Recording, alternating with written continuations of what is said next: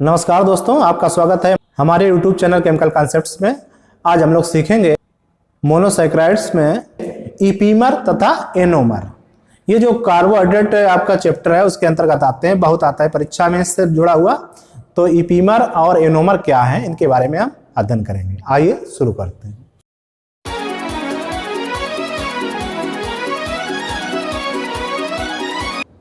ऐसी शर्कराएं हैं जिनमें किसी एक असमित कार्बन परमाणु पर विन्यास भिन्न होता है, उन्हें हम इपीमर कहते हैं। देखिए कैसे, यहां पर हम ग्लूकोज का और मैनोज का उदाहरण देकर आपको समझाते हैं। देखिए यहां पर हमने स्ट्रक्चर बनाए हैं, ये ग्लूकोज के हैं, मैनोज के हैं और गैलेक्टोज के हैं। इसमें जो पहला स्ट्रक्चर है ये ग्लूकोज का है। किस प्रकार का ग्लूकोज है देख लो आप। यहां पर जो लास्ट असमित कार्बन परमाणु है, पहला, दूसरा, तीसरा और चौथा, ये असमित कार्बन परमाणु यहां पर इधर की ओर है, तो इसलिए ये जो है, देखिए ये हमने कुछ स्ट्रक्चर बनाए हैं आपके, जो ग्लूकोज के हैं, कुछ मैनोज के हैं, कुछ गैलेक्टोज के हैं। इसमें हम देखते हैं ये चौथा जो असमित कार्बन परमाणु है, इसमें OH इधर है, इसलिए ये डी फॉर्म होगा, यानी डी ग्लूकोज। ये वाला देखो, तो इसमें आप देखते हैं कि ये स्थिति भिन्न है, देख रहे हो आप, यानी दूसरा कार्बन भिन्न है और सब स्ट्रक्चर एक जैसा है। तो यहां पर भी इस चौथा वाला इधर है, तो इसलिए ये भी डी ही रहेगा। इसका नाम होता है मैनोज। पहले नाम लिख दें सबके। यहां पर ये आपका डी ग्लूकोज है, एक बार फिर से, और ये आपका डी इधर है ना, तो ये डी गैलेक्टोज। तो अब देखिए आप, इनमें क्या समानता है। इसमें R तो सभी का समान है, लेकिन यहां पर जो दूसरा कार्बन है,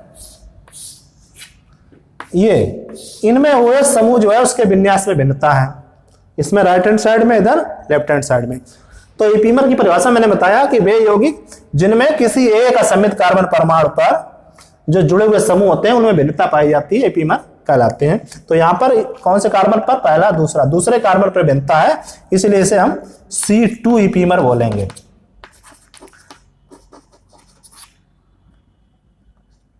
C2 इपीमर, यानी डी ग्लूकोज और डी मैनोज किस प्रकार के इपीमर है, C2 इपीमर है। अब देखो यहां पर दूसरा एग्जांपल आपको लिया, ये डी ग्लूकोज है और डी गैलेक्टोज है। यहां पर कहां भिन्नता है, पहले, दूसरे कार्बन पर, तीसरे कार्बन पर, चौथे कार्बन पर भिन्नता देखने को मिलती है। देख रहे हो आप, ये इधर क्लॉकवाइज में है, ये इधर एंटी क्लॉकवाइज में है, तो इसे हम बोलेंगे ये C4 इपीमर है, C4 इपीमर। यानी क्वेश्चन आता है कि ग्लूकोज, जो डी ग्लूकोज और डी गैलेक्टोज हैं, ये आपस में किस प्रकार के इपीमर हैं, तो ये कौन से हो गए, C4 इपीमर कहलाते हैं। ठीक है, तो इपीमर जब भी लिखे जाते हैं उसमें कार्बन की स्थिति भी लिखी जाती है, C1, C2, C3 जो भी हो। अगर स्थिति नहीं लिखी होती है तो उसे हम C2 इपीमर मानते हैं। ठीक है, तो हमने अभी आपको इपीमर के बारे में बताया। अब हम एनोमर के बारे में आपको बताते हैं। अब देखिए हम एनोमर को समझते हैं। एनोमर क्या है, एनोमर को समझने के लिए हमें ग्लूकोज की रिंग स्ट्रक्चर देखनी पड़ती है। तो ग्लूकोज की रिंग स्ट्रक्चर कैसे बनती है, हेमिस्टर रिंग बोलती है इसे, हेमिस्टर रिंग बोलते हैं इसे। कैसे बनती है, पहले तो आप ये समझ लें, जब किसी एल्डिहाइड की एल्कोहल के साथ अक्रिया होती है तो हेमिस्टर बनता है। कैसे देख लो आप, यहां पर R एल्डिहाइड है, जबकि ये एल्कोहल है। जब इसकी क्रिया होती है तो R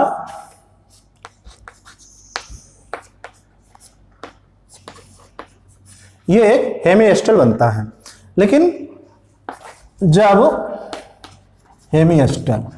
जब ये दोनों ग्रुप एक ही अणु के अंदर होते हैं तो साइक्लिक हेमिएस्टर बनता है। कैसे देखिएगा, हमने यहां पर एक कंपाउंड लिया है, इसमें OH भी है और CHO समूह भी है। ये अल्फा, बीटा, गामा, यानी गामा हाइड्रोक्सी एल्डिहाइड है। तो देखो कैसे क्रिया होगी, यहां पर प्रोटीनेशन इसका करेंगे, H पॉजिटिव, ये यहाँ पे आकर के यहाँ एडजस्ट हो जाएगा, C double bond O H और ये पॉजिटिव, यहाँ पर O और H। ये जो बॉन्ड है, बॉन्डिंग इलेक्ट्रॉन है, यहाँ पे आ जाएंगे। तो अगले स्ट्रक्चर में इस प्रकार का देखने को मिलेगा।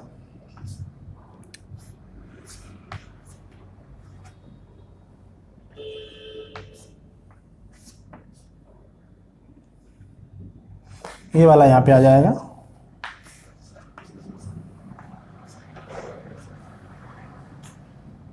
और यहाँ पर पॉजिटिव ये H। अगले में ये जो प्रोटॉन है इसको त्याग कर देगा, -H पॉजिटिव,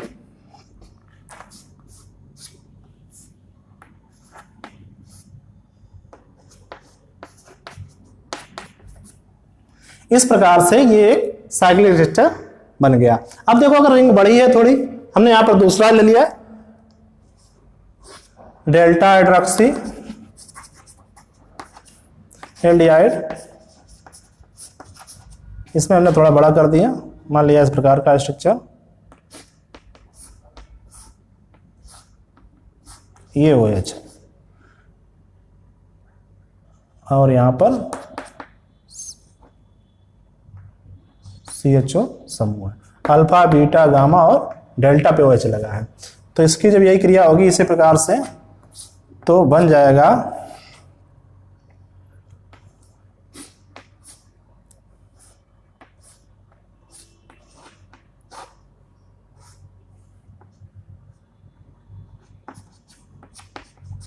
ये रिंग आपको देखने को मिलेगी।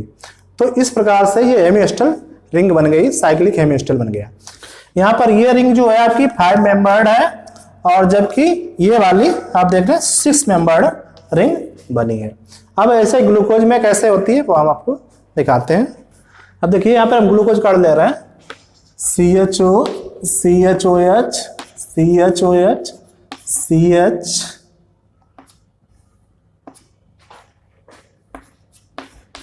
OH CH OH और CH2OH। जब यहां पर हम 4 कार्बन लेंगे तब ये 5 मेंबर्ड रिंग बनेगी। कैसे देख लो आप,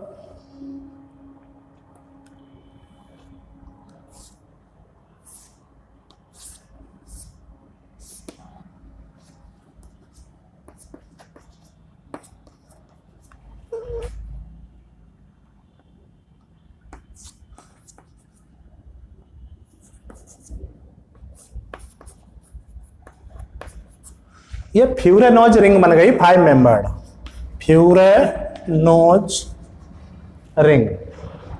कितने हैं इसमें? 5। यहां पर देखिए आप 1 2 3 4 5 मेंबर्ड रिंग बन गई। लेकिन जब हम 5 कार्बन लेते हैं यहां से लेकर यहां तक, तब 6 मेंबर्ड कार्बन जो रिंग बनेगी वो देखिए कैसे बनती है।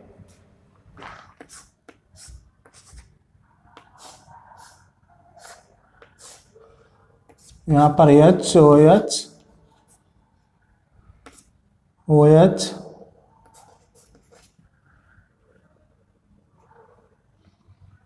OH OH और यहां पर CH2OH। ये आपकी 6 मेंबर्ड रिंग बन गई। ये इसे हम पायरेनोज रिंग बोलते हैं। ये 6 मेंबर्ड होती है, इसमें 5 मेंबर्ड होते हैं और इसमें 6 मेंबर्ड होते हैं। तो इस प्रकार से ये ग्लूकोज की रिंग स्ट्रक्चर बन गई। ये फ्यूरेनोज स्ट्रक्चर बनी जिसमें 4 कार्बन पाए जाएंगे। ये CHO ये उसी प्रकार से होगा जिसमें पीछे रिएक्शन आपको दिखाई थी। अब देखिए जो हेमिस्टल रिंग बनी है साइक्लिक, तो इससे एक नए ये जो हेमिस्टल रिंग बनी है, ये जो हेमिस्टल एक नई रिंग बनी है, इससे क्या होता है, एक नया असमित कार्बन परमाणु का निर्माण हो जाता है। एक नया असमित कार्बन परमाणु आ जाता है उसमें। अभी तक हम देखते रहते ग्लूकोज में कितने थे, 4 थे असमित कार्बन परमाणु। अब यहां पर देखेंगे 1 2 3 4 और 5 हो गए, एक नया बन गया। तो ये नया बन गया, इसे ही हम एनोमेरिक कार्बन कहते हैं। और इसी पर जो स्थिति होती है OH समूह की, वो भिन्न होती है, और जो भिन्न स्थिति होती है इसी के कारण एनोमर बनते हैं। कैसे, देखिएगा इस, अगर हम ग्लूकोज का एक फिशर प्रोजेक्शन बनाएं इस प्रकार से, तो अब देखो क्या होगा।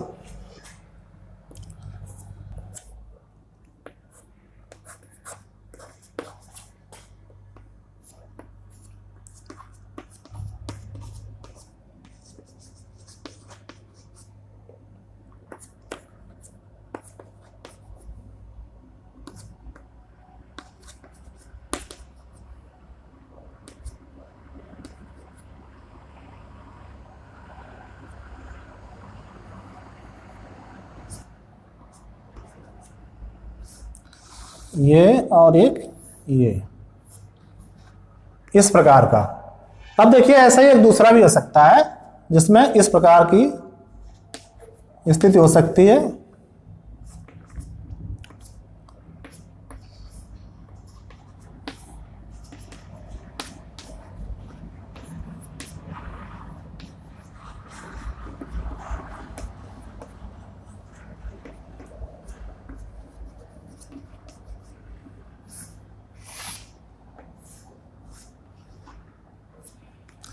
ये तो ये जब स्थिति होती है, क्योंकि डी ग्लूकोज है तो हम डी ग्लूकोज पहले लिख लेते हैं इसका।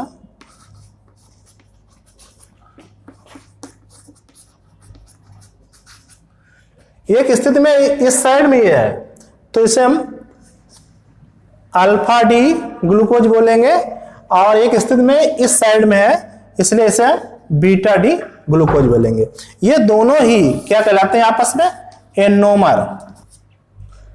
यहां पर केवल क्या था, जो एक नया समित कार्बन परमाणु बना है जिसे हम एनोमेरिक कार्बन कहते हैं, उसमें जो ग्रुप हैं जुड़े हुए वो समूह और एच, उनकी स्थिति आपस में भिन्न है, तो ये दोनों एनोमर कहलाते हैं। इसे अल्फा और बीटा से सिम्बलाइज किया जाता है। अब देखिए अगर हम इनके आवर्त संरचना की बात करें ग्लूकोज की, तो उसकी संरचना इस प्रकार से होती है। अब इसी को देखते हुए, फिशर प्रोजेक्शन है, अब इसी को देखते हुए अगर हम आवर्त संरचना बनाएं ग्लूकोज की, तो वो देखो कैसी होगी। 6 मेंबर्ड है इस प्रकार से। एक और बना रहे हैं,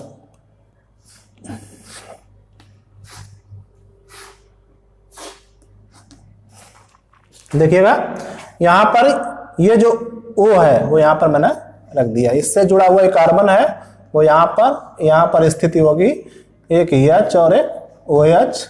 इसके बाद में यहां पर आते हैं तो ये H और OH, ये OH और H, ये H और OH, और इसके बाद में ये, तो यहां पर हम H और CH2OH ऊपर करेंगे। इस प्रकार की स्थिति बन गई। अगर इसी को हम देखते हुए दूसरा बनाए जो, तो उसमें ये डिफर हो जाएगा OH और H, यहाँ पर O और सेम सब एक ही जगह सा रहेगा, HOH, OHH, HOH, CH2OH और H। तो ये जो है आवर्त संरचना है।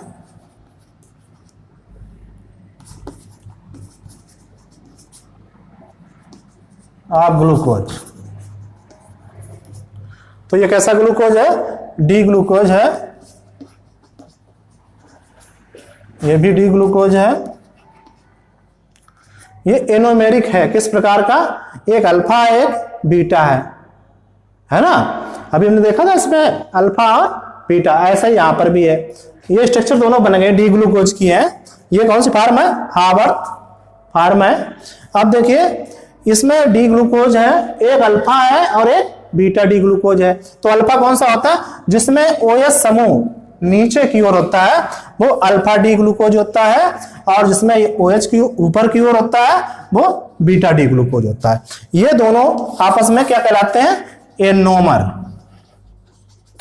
तो अभी हमने फिशर प्रोजेक्शन में देखा था इस प्रकार से, जब हम इसमें देखते थे राइट हैंड साइड में OH था तो अल्फा डी था ग्लूकोज, और जब लेफ्ट हैंड में था तो बीटा डी ग्लूकोज था। लेकिन जब हम आवर्त संरचना की बात करते हैं, इसमें एनोमेरिक कार्बन पर हम नीचे की ओर अगर OH लगा है तो वो अल्फा डी होगा, और ऊपर की ओर लगा है वो बीटा डी होगा। तो इस प्रकार से मैंने आज आपको इपीमर और एनोमर के बारे में थोड़ा समझाने का प्रयास किया। आप लोग इस वीडियो का 1 से अधिक बार अवलोकन करें ताकि ये बिल्कुल आप समझ में आ जाए। जिन लोगों ने हमारा चैनल सब्सक्राइब नहीं किया है वो उसे बस सब्सक्राइब कर लें। धन्यवाद।